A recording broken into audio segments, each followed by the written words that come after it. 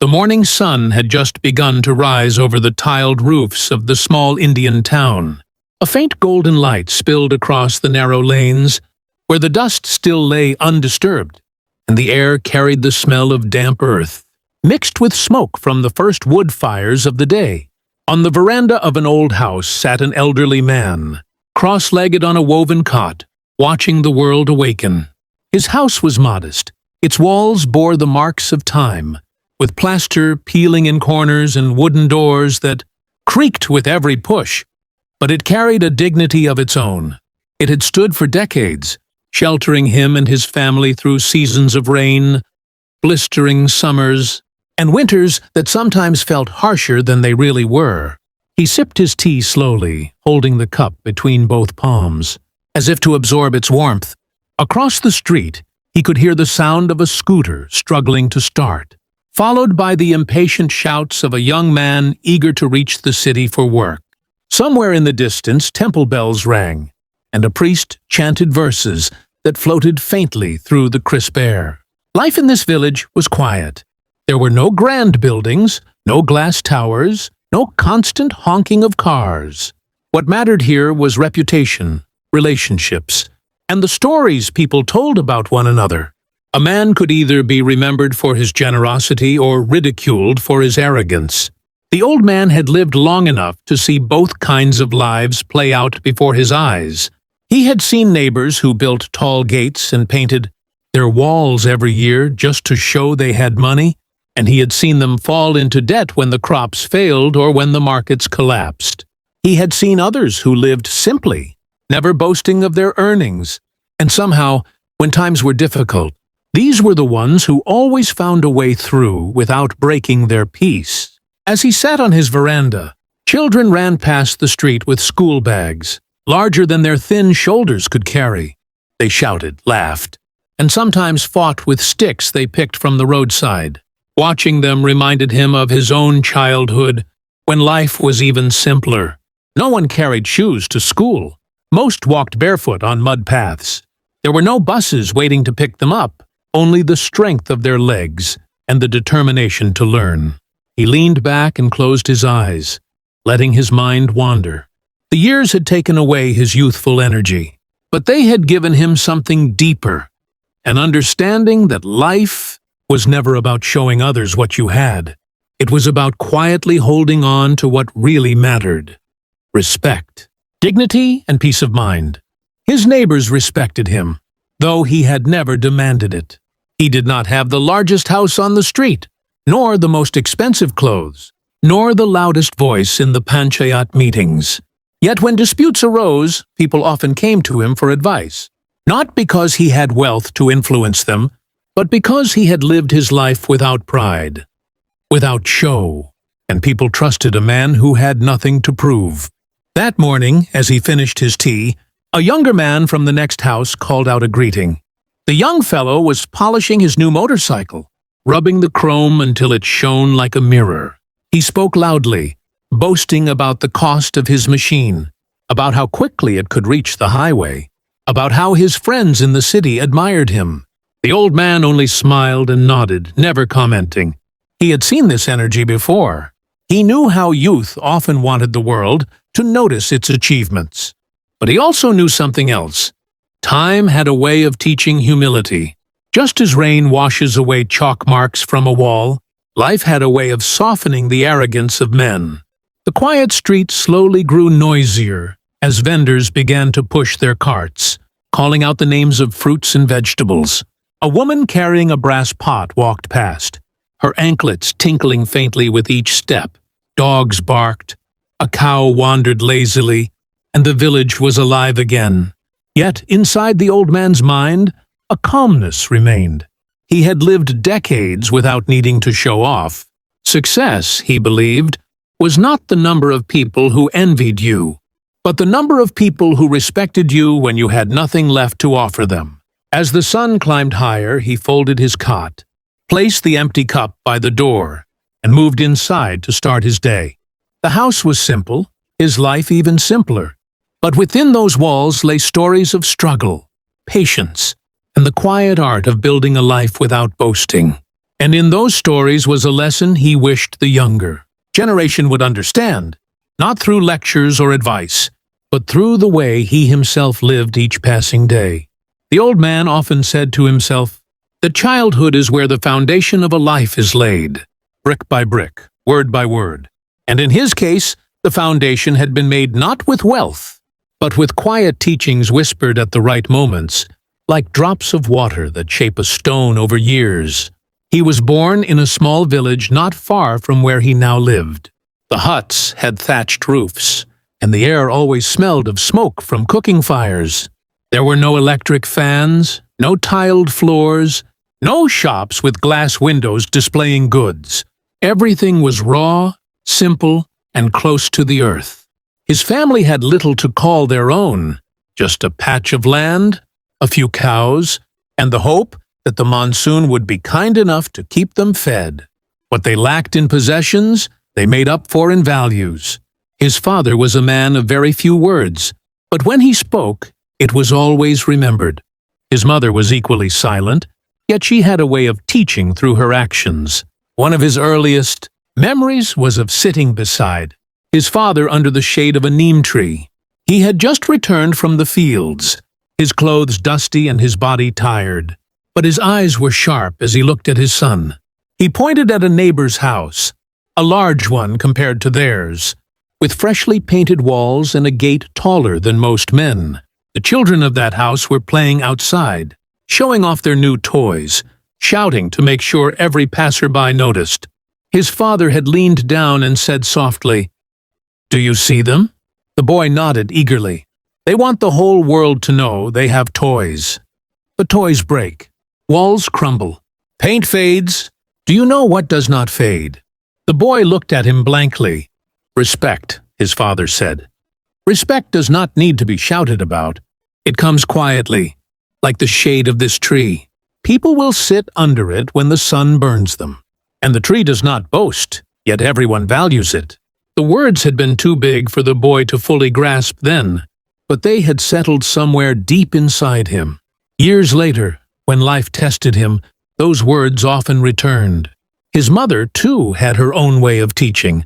She believed in living simply.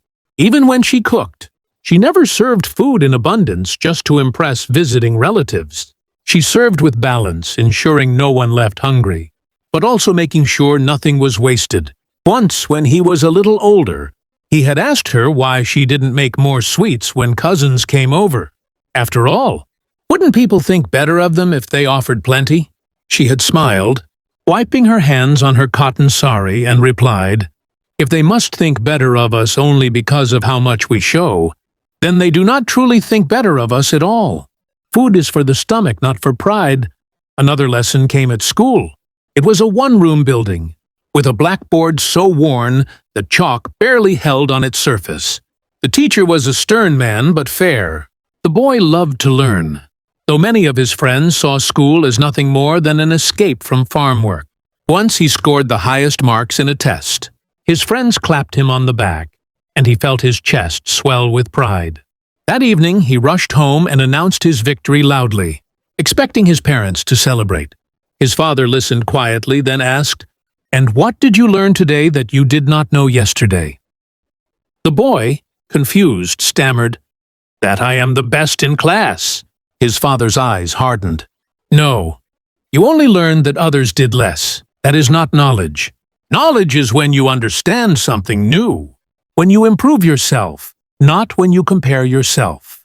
The boy had fallen silent, shame burning his cheeks. From then on, whenever he excelled, he tried not to boast.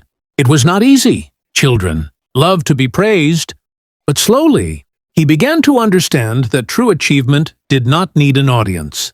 In those early years, poverty tested his family constantly. There were days when the crops failed, when rice had to be stretched thin with watery dull, and when even festivals passed without new clothes.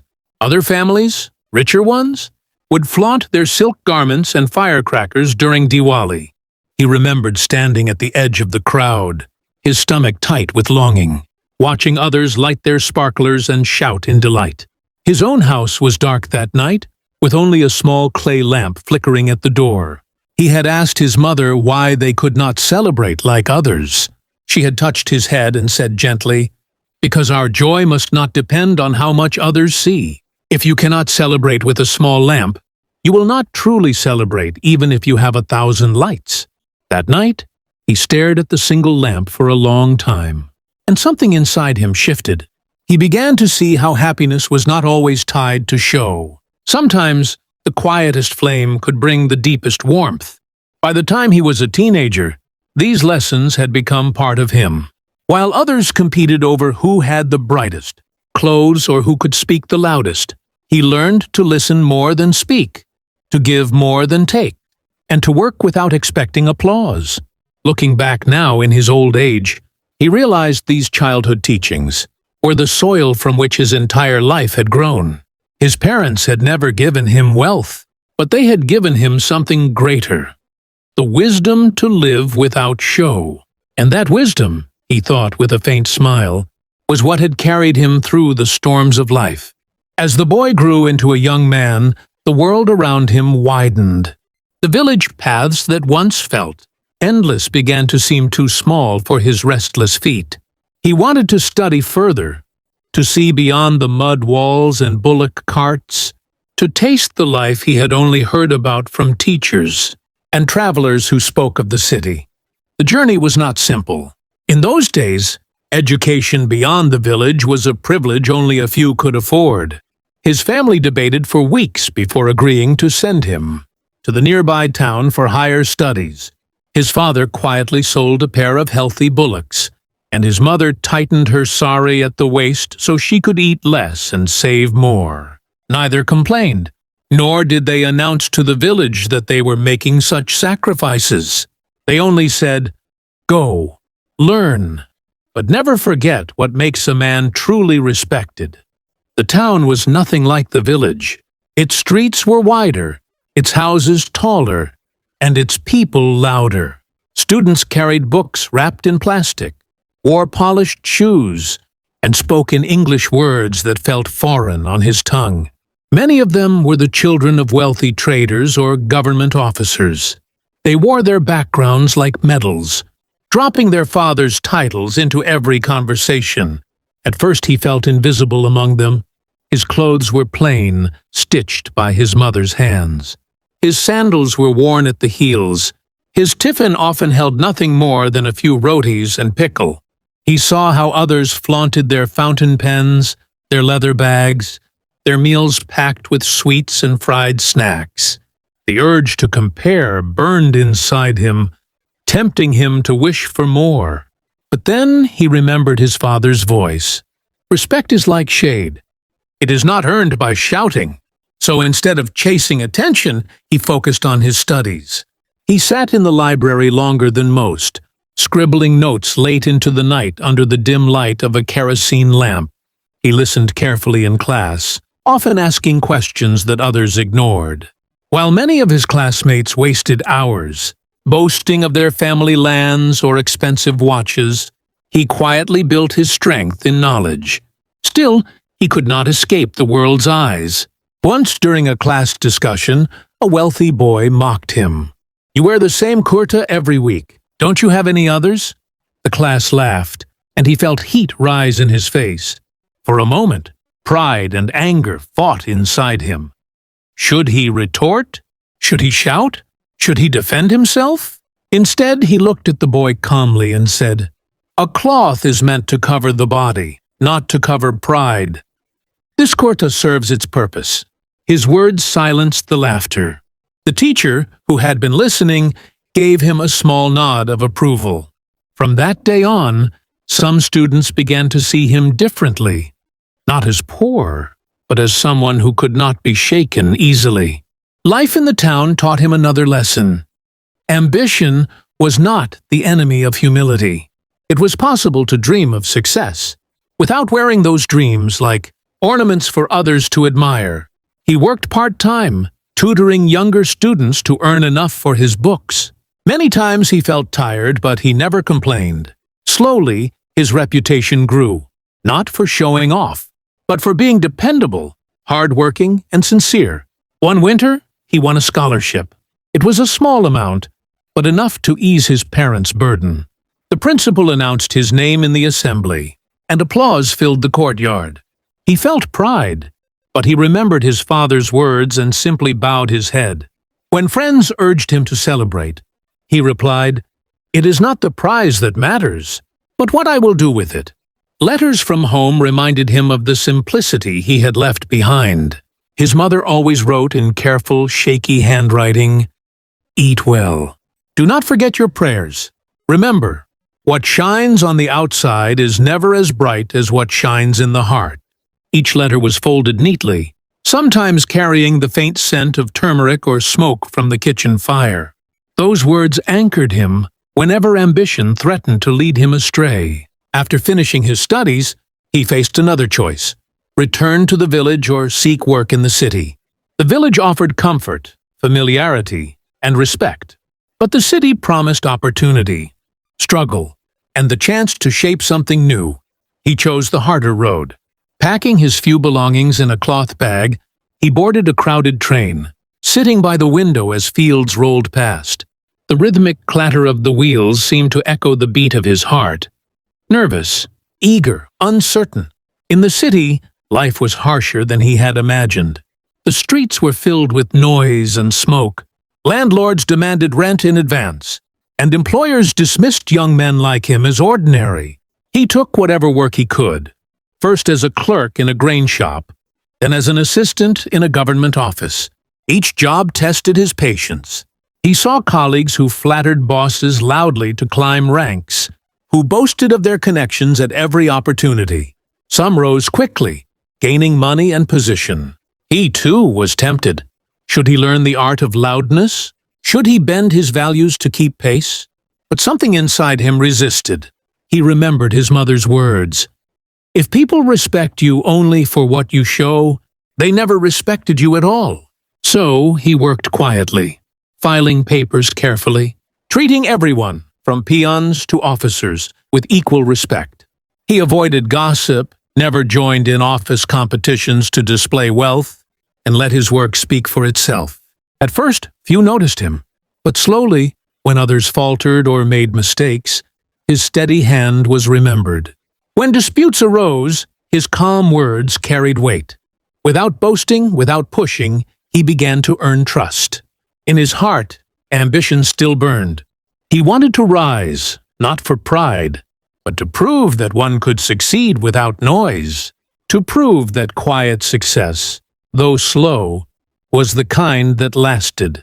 Looking back years later, he often thought of that first train journey. The boy with a plain kurta, a cloth bag, and a head filled with dreams.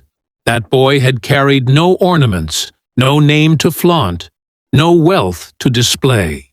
Yet, he had carried something more precious: the lessons of childhood, the art of not showing off, and those lessons would guide every step that followed. In the rhythm of Indian life, marriage often arrives not as a choice, but as a season, an inevitable time that comes to every household. For him, too, the season came once he had settled into his first steady job in the city. Letters began arriving from home, written by his parents in their familiar handwriting, each line carrying a gentle insistence. "It is time. You must not remain alone forever." He did not argue. In those days, arguing with parents was rare. He trusted their judgment, just as he trusted the soil to yield crops when treated with care. When they wrote that a suitable bride had been found in a nearby village, simple, respectful, raised with values much like his own, he agreed without fuss. The wedding was modest. No grand hall, no endless rows of decorated chairs, no brass bands that marched through the streets for hours. Instead, it was held in the courtyard of her family home, beneath a temporary canopy of cloth tied between bamboo poles. Women sang traditional songs, their voices rising above the crackle of firewood on which the feast was prepared. The gifts were few, mostly household utensils and cotton saris, but they were given with genuine warmth. Some relatives from the groom's side grumbled. They wanted more show, longer processions, louder music, a spread of sweets that would impress the village. One cousin even whispered, "What will people say? They will think we are poor." But the groom, standing quietly in his simple wedding attire, did not answer. He only thought of his father's old words. Respect does not need to be shouted about. When the bride arrived at her new home in the city, life began with simplicity. The house they rented was small, its walls damp in the monsoon, its rooms barely wide enough for the new furniture they could afford. Yet, the two of them lived without complaint. She cooked with the same frugality she had seen in her mother, stretching every grain of rice into a meal. He worked long hours, but never forgot to sit with her in the evening, sharing tea, talking not of what they lacked, but of what they had. It was not easy, though. In the neighborhood, other young couples seemed determined to compete in a quiet war of appearances. Every festival they hung brighter lights, bought newer clothes, and invited larger crowds. Some even borrowed money to purchase furniture or gold ornaments, only so neighbors would speak of them with admiration. The young wife sometimes felt the sting of comparison. Once, during a festival, she whispered to her husband, "Should we not also buy new clothes? Others will notice if we do not." He looked at her with gentle eyes and said, "Let them notice. Clothes are worn once or twice, then forgotten. But our peace will remain if we do not chase their approval." It was difficult for her at first, but in time she began to see the truth of his words. When other families argued under the weight of loans they had taken for show, their small house remained calm. When neighbors envied each other's ornaments, she polished the brass utensils in her kitchen and smiled, knowing they were bought without debt. Years passed, and children were born. Raising them tested their patience and strengthened their bond. They taught their children the same lessons they had inherited: eat without waste, study without pride, and help without expectation of return. It was not always easy in a city where other children flaunted new toys, where school competitions pushed parents to boast, but they reminded themselves that the race for appearances never ended. And it was better not to begin running in it at all. The old man remembered a particular incident from those years. A relative from a wealthy family came visiting, his wife's arms jingling with gold bangles, his words heavy with pride about his newly purchased land. Sitting in their small drawing room, the relative looked around and smirked. "This house is very modest," he said. "When will you move to something bigger? Surely with your job you can manage." The young man did not argue, nor did he defend himself. He only replied, "This house is small, but our hearts fit into it. A bigger house will not make us bigger people." The relative laughed, dismissing his words as foolishness. Yet years later, when that same relative fell into financial ruin after chasing one too many business ventures, it was this modest couple who quietly offered help, without show, without judgment. In those days, festivals often revealed the contrast between show and simplicity. When others bought fireworks to light the sky, the family lit a few lamps and told stories to their children.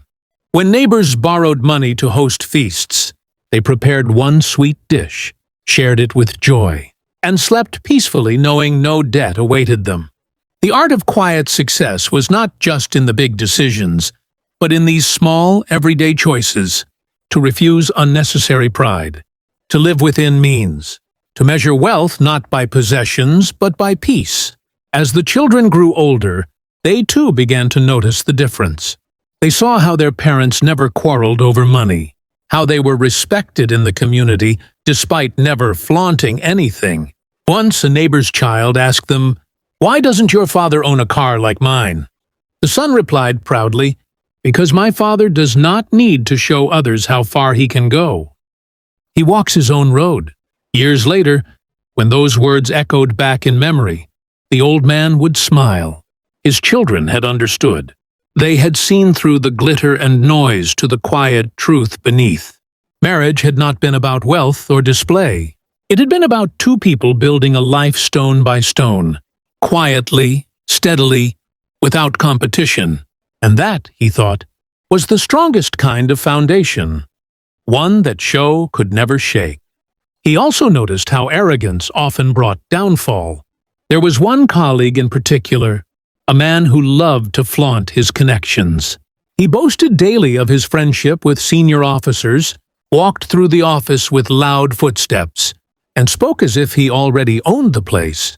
For a time, everyone envied him. He seemed untouchable. But when his patron was transferred to another city, his power vanished overnight. The same people who once gathered around him now avoided his table. He could not bear the silence after so much noise. Within months he resigned, unable to face his fall. In contrast, the quiet man's respect never depended on such fragile ties. His position in the office was not built on noise, but on trust. And trust, once earned, did not disappear with a transfer. Even outside the office, his approach remained the same. Many colleagues flaunted their new purchases: radios, watches, bicycles, boasting of their salaries. He listened politely but never joined the competition.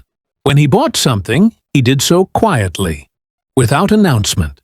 A simple radio in his house became a source of joy for his family, not a tool for comparison. Years rolled on.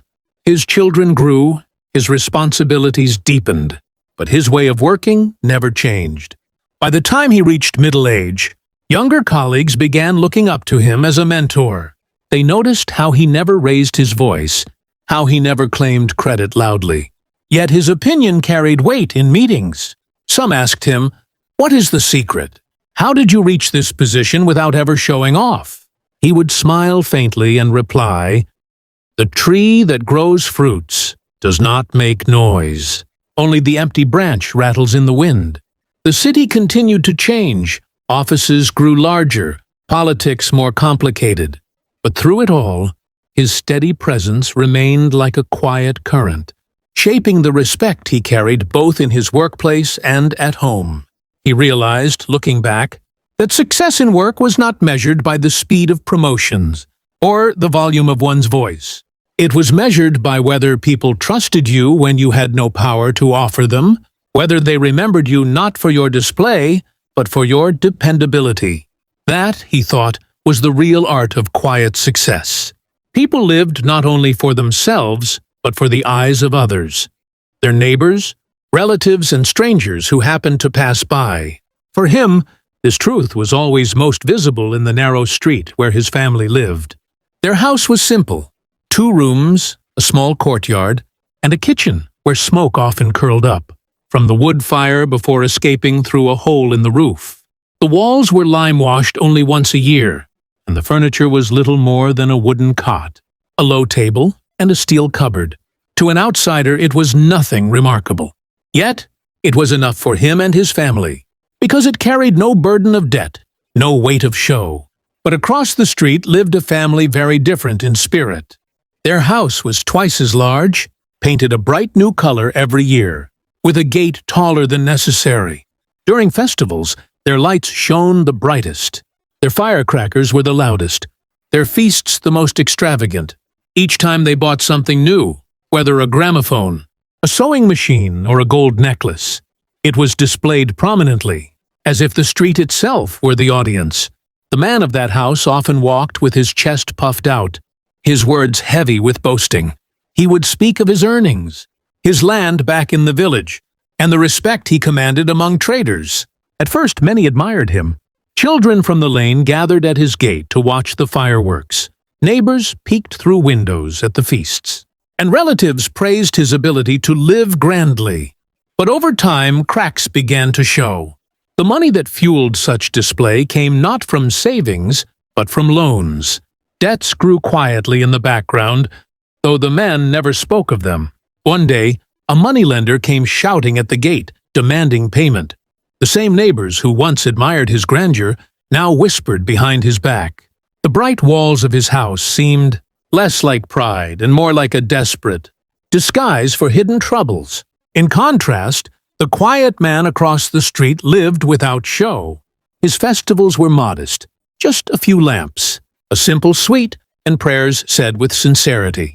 Neighbors sometimes mocked his simplicity, but when times of scarcity arrived, when inflation rose, when jobs were lost, When loans pressed heavily, it was his family that remained steady, unshaken, because they had never built their lives on appearances. There were other neighbors too, each offering lessons in their own way. One family constantly compared themselves with everyone else. If one house bought a radio, they rushed to buy a bigger one. If another bought a bicycle, they purchased a motorcycle, even if they could not afford it. Their lives were like a race without a finish line.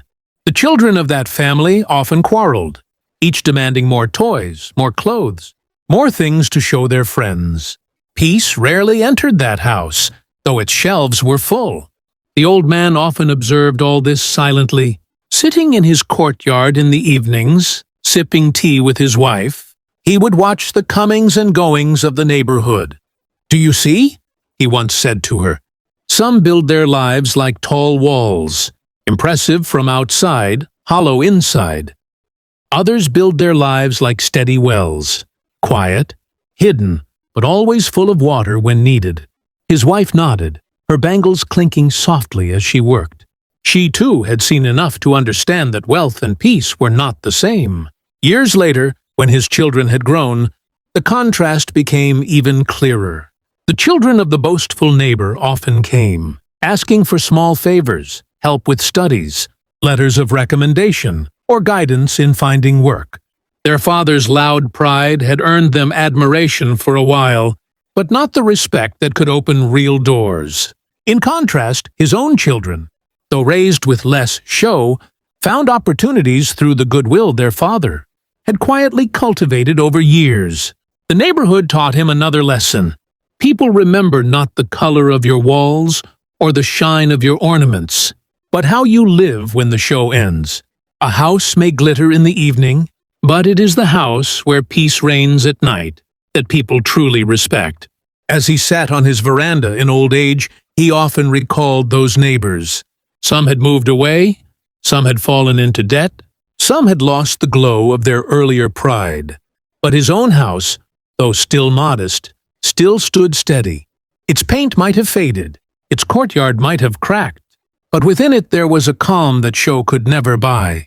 And in that quiet, he saw once again the truth he had lived all his life. Showing off was like lighting fireworks, bright for a moment, gone in an instant. Real success was like a lamp, steady, quiet, burning through the night. Life, no matter how steady, always tests the foundations on which it is built. For him, those tests came in waves, sometimes fierce, sometimes quiet, but always enough to reveal whether his values were strong or fragile.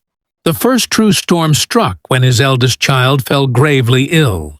It was monsoon season, the rains heavy and unrelenting, the drains overflowing and sickness spreading through the city. One evening, the boy returned from school shivering with fever, his forehead burning to the touch. The local doctor, after examining him, shook his head and said, "This is beyond my small clinic. You must take him to the city hospital immediately."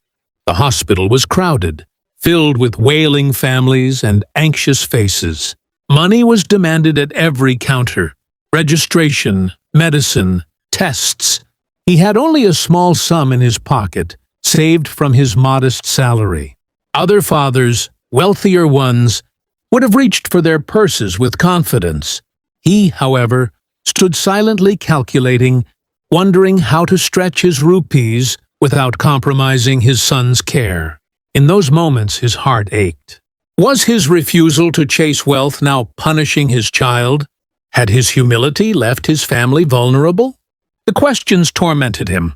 Yet, even then, he did not allow desperation to make him boast or beg falsely. Instead, he sought help with honesty. He spoke to the doctor sincerely, explaining his situation, promising to pay as he could. Something in his quiet manner touched the doctor's heart. Without demanding bribes or extra fees, the doctor ensured the boy was admitted and treated properly. The days in the hospital were long and heavy, but the child slowly recovered. When they returned home, weak but safe, the father silently thanked the values that had guided him: honesty, humility and quiet perseverance. They had not failed him, even when the world seemed cruel. The second storm was financial. The office where he worked faced budget cuts, and rumors of layoffs spread like wildfire. Many colleagues scrambled to secure their positions, rushing to flatter higher officials, offering gifts or whispering promises of loyalty. Some even spread lies about others to save themselves. The office atmosphere became thick with fear and competition. He, however, did not join in the chaos. He continued his work quietly, as he had always done, preparing files, helping juniors, and offering calm words instead of panic. For weeks, no one knew whose names would appear on the dreaded list. When it was finally announced, many loud voices were silenced, their boasts rendered meaningless. His name, however, was not there. Later, a senior officer confided to him, "You were never in danger. In times of crisis, we need people we can trust, not people who only make noise." That moment strengthened his belief. Show might bring temporary attention, but only quiet dependability brought lasting security. The hardest storm, however, was not illness or money. It was loss. His father, the man whose words had shaped his life, passed away quietly one winter morning. The news reached him while he was at work. He rushed to the village, his heart heavy, his mind filled with memories of childhood lessons under the neem tree, of words that had guided him like a lamp. The funeral was simple, just as his father would have wanted. Some relatives whispered that more rituals, more displays of wealth should have been arranged, but he remembered his father's teaching. Respect does not need to be shouted. With tears in his eyes, he ensured the last rites were performed with sincerity, not show. That night, sitting in the courtyard of his ancestral home, he felt the weight of responsibility shift fully onto his shoulders. He was no longer just a son. He was now the elder, the one who must guide others. His father's quiet success was now his to continue. Over the years, other challenges came. Times when promotions were denied, when relatives mocked his simplicity, when his children questioned why their lives were not filled with the luxuries their friends flaunted. Each time he stood firm. He explained gently to his children, "Wealth that is shown to others is like borrowed cloth. It looks fine for a while, but it never belongs to you. What belongs to you is the peace you carry when no one is watching." What is 24 words? And slowly, his children began to see. They saw neighbors, who once laughed at their plain clothes, now struggling under the weight of debts. They saw colleagues who once shouted loudly, now silenced by their own failures. And they saw their father, steady as ever, respected not because of what he showed, but because of who he was. In his old age, when he looked back on those storms, he realized something profound. Hardships had not broken him. They had revealed him. They had shown that the art of quiet success was not about avoiding difficulties, but about meeting them without noise, without show, and still standing tall when the storm passed. Age crept upon him gently, like twilight slipping across the fields at dusk. His hair turned silver, his steps slowed, and his voice softened. Yet, his presence carried more weight than it ever had in his youth.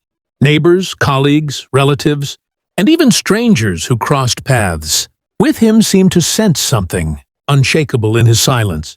It was not authority in the worldly sense. It was respect, carved out over decades of quiet integrity. In his home, the walls bore no photographs of grand banquets, no certificates framed in gold, no expensive souvenirs displayed for guests to admire. The house was plain, its furniture modest, its courtyard shaded by the same neem tree where his children had once played. And yet, people who visited often felt more comfort here than in the lavish homes with marble floors and chandeliers. They noticed something rare: peace. Every evening, after prayers, he sat on the old wooden charpoy outside, sipping tea, watching life go by. The street children would wave at him as they ran past, their laughter echoing through the alley. Some would pause to sit near his feet, listening to his soft stories. Younger men from the neighborhood often came to him with questions, not about wealth, but about life, work, and family. One such evening, a neighbor's son approached him. The young man had been restless, working in a private company, where competition was fierce, and everyone boasted about salaries, cars, and promotions. His face carried frustration as he asked, "Uncle, how did you live your life without running after status? Didn't you feel left behind?" The old man smiled gently, his eyes reflecting both weariness and wisdom. "Son, I never felt left behind because I never entered the race others were running. I walked my own path. When you chase what others show, your life becomes theirs, not yours. But when you stay steady in your own journey, peace becomes your companion." The young man nodded slowly, his agitation softening. He had expected a long lecture, but instead received a quiet truth that stayed with him for years. His children, now grown with families of their own, began to see what their father had built. At first, in their younger years, they had compared themselves with wealthier cousins, wondering why their father never bought a car earlier, or why he never moved to a bigger house. But as they matured, they realized that while others had spent their lives chasing appearances, their father had created a foundation of trust, simplicity, and dignity. When relatives faced legal troubles over disputed properties, they turned to him for advice. When neighbors quarreled, they sought his presence to calm the matter. Even those who once mocked him now greeted him with folded hands and softened voices.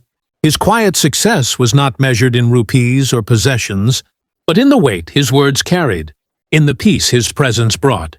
There were moments of pride, too, though never flaunted.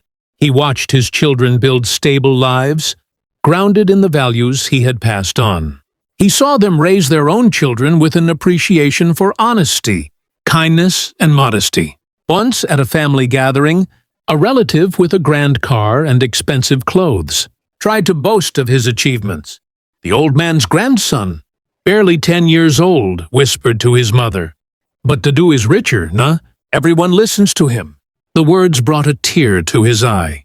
He had never explained to the boy about success, never compared himself with others. Yet, the child had seen the truth that many adults missed. Respect, earned quietly, was wealth greater than gold. In his final working years, the office presented him with a simple farewell. There was no glittering ceremony, no large banners, no loud speeches. But when he rose to leave, every colleague, junior and senior alike, stood up in silence. It was a gesture that needed no words. One of his juniors later told him, "Sir, you may not have had the loudest voice, but your example will echo here long after you've gone." As he grew older, he no longer worried about keeping up with anyone. His mornings were filled with prayer, his afternoons with reading or tending to the small plants in his courtyard, and his evenings with family or quiet neighbors. His heart carried no bitterness for not being seen in the ways the world often celebrated. Instead, he carried gratitude for a life lived steadily, for lessons that storms had carved into his soul, and for the quiet fruit of contentment that only age could reveal. It was then he realized that success, when paraded loudly, often fades as quickly as applause. But success lived quietly becomes eternal, passed from one heart to another, from one generation to the next, like a lamp lit in silence that continues to burn long after the hand that held it is gone. The courtyard had become more than a resting place for the old man. It had become a gathering spot. By late afternoon, when the sun began to soften and the neem leaves swayed with the evening breeze, the younger ones drifted in. Some were from the neighborhood. Others were distant relatives who found themselves drawn there. It was not the lure of food or festivity that brought them, but something harder to explain: calmness. The old man never called them, never preached, never insisted that they sit with him, yet somehow they came. They came with questions about life, work, marriage, friendship, and sometimes even about faith.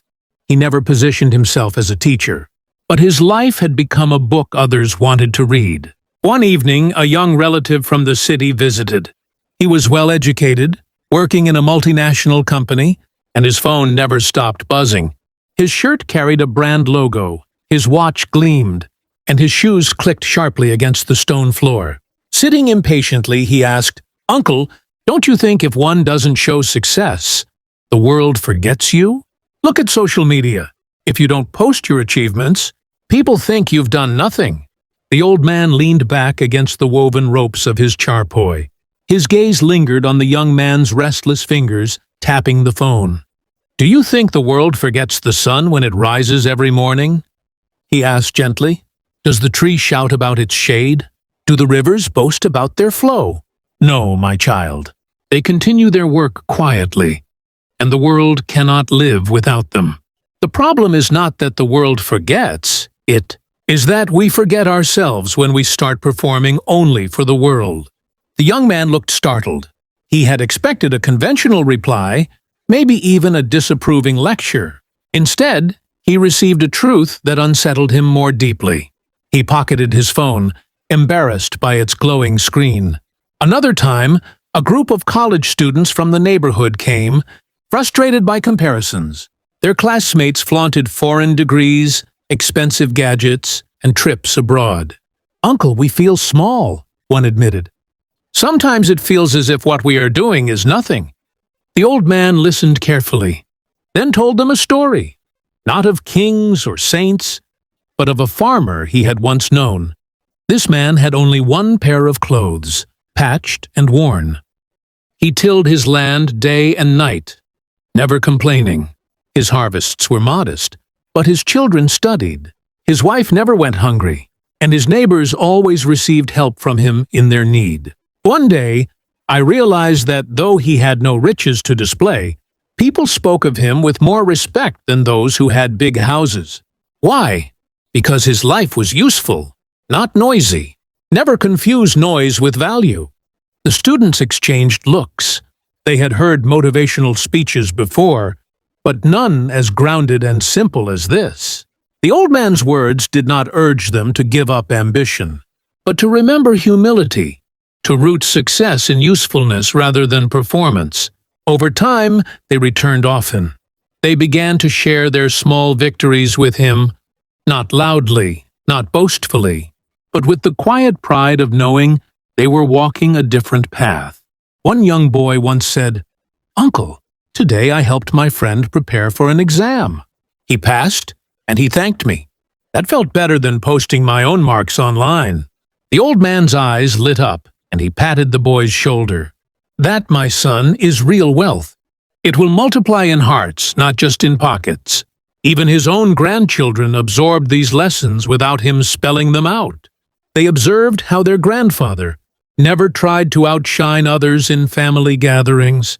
He listened more than he spoke, and when he spoke, even those who usually dominated conversations fell silent. One day, his eldest grandson returned home from school with a complaint. "Dadu, my friends laugh at me because I don't have the latest phone. They say I'm behind." The old man smiled, took the boy's small hands in his own wrinkled ones, and said, "Let them laugh. A toy loses its shine in weeks. But character, respect, kindness, these never lose value. The world may not notice you today, but it will need you tomorrow. Do not measure yourself with borrowed rulers." That night, the boy lay awake thinking about those words. For the first time, he felt that maybe his grandfather's simplicity was not weakness, but strength. As years passed, the old man became less active, his walk shorter, his voice softer. Yet, the younger ones began to carry his lessons forward. When they gathered with their own friends, they repeated his sayings. When they faced choices, they remembered his quiet way of living. And when they looked at the noisy world, chasing lights and applause, they felt a small shield of wisdom protecting them from the temptation of showing off. It was not a school, not a classroom, not even formal teaching, but in that courtyard, under the shade of the neem tree, the art of quiet success was passed down. not in words alone, but in the silence between them, in the example of a man who had lived it fully. The years had settled around him like soft dust, gentle and inevitable. His hair was now silver, his hands marked with lines of labor and patience, and his eyes carried a quiet depth that could not be mistaken. People often said that age brings wisdom, but he knew it was not age alone. It was a life lived carefully, with thought, restraint, and integrity. In the evenings, as the sun sank behind distant buildings, he would sit beneath the neem tree in his courtyard, watching shadows stretch and children play. Life had taught him many lessons, and now he reflected on the most important one: success, when chased for display, is fleeting. Success, when cultivated quietly, is enduring. He thought of his youth, of the modest home, of the lessons whispered under the neem tree, of his father's and mother's guidance. He thought of the city office, of colleagues who shouted and boasted, only to falter when the tides turned. He thought of the neighbors who had spent their lives building walls of show, and the peace that had always resided in his own modest walls. True success, he understood, was not measured by wealth or applause. It was measured by stability, trust, and respect. It was the ability to face hardships without losing composure, to give without expectation, to act without needing recognition. It was about the quiet victories that happen when no one is watching. The child helped without reward. The colleague guided without credit. The family nurtured without display. The old man smiled as he thought of his grandchildren, who now understood the value of restraint. They would inherit not just possessions, but wisdom, a treasure that could never be borrowed, bought, or lost. His life had been a testament to a simple principle: that quiet, steady work, coupled with humility, creates a legacy stronger than noise and vanity ever could.